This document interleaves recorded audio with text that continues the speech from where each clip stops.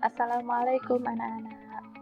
Bagaimana kabar kalian? Ibu harap kalian selalu berada dalam lindungan Allah. Tetap jaga kesehatan, patuhi protokol kesehatan yang dicanangkan oleh pemerintah. Jaga jarak, jaga kesehatan, tetap menggunakan masker. Dan ibu harap kalian tetap berada di rumah dan tidak kemana-mana. Anak-anak, hari ini ibu akan menerangkan materi bahasa Indonesia dengan sub pokok bahasan tentang prosedur teks.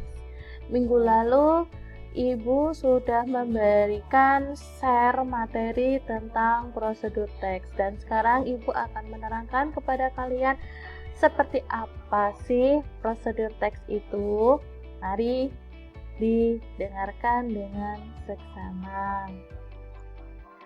Nah, anak-anak, coba kalian perhatikan gambar yang ibu tanyakan berikut. Menurut kalian,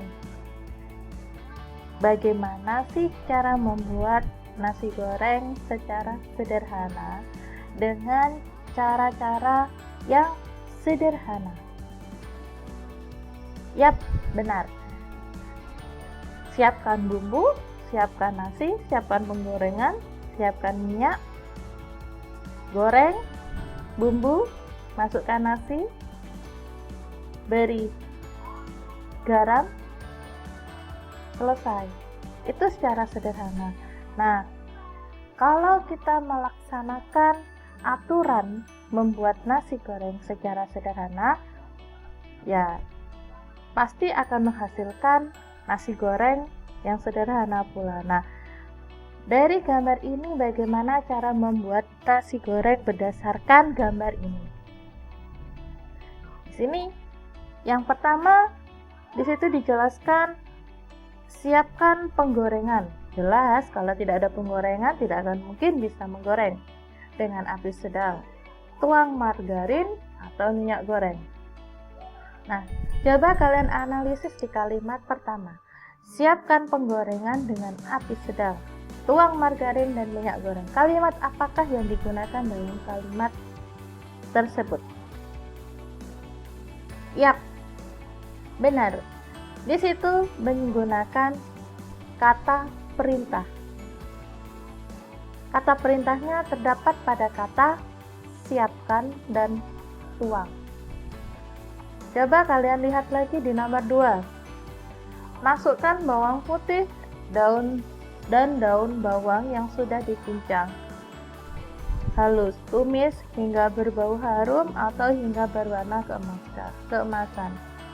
Apakah dalam kalimat nomor 2 terdapat kata perintah? Yap, benar sekali. Tetap menggunakan kata perintah. Kemudian dari nomor 1 ke nomor 2, apakah stepnya sudah benar atau urutannya sudah benar? Ya, benar sekali. Dari kalimat 1 dan 2, kalimatnya sudah berurutan. Langkah-langkahnya sudah berurutan. Sekarang lihat di nomor 3. Masukkan sosis dan 1 butir telur ayam, tumis sebentar. Apakah ada kalimat perintah? Ya, tetap menggunakan kalimat perintah. Yang keempat, masukkan bumbu halus dan nasi. Aduk hingga tercampur rata. Yang kelima, tuang kecap manis, saus sambal, saus tiram, garam, dan kaldu bubuk. Aduk hingga warna nasi berubah secara merata. Yang keenam, nasi goreng biasa yang sederhana dan enak siap disajikan. Nah, langkah-langkah itu disebut dengan prosedur teks. Kenapa?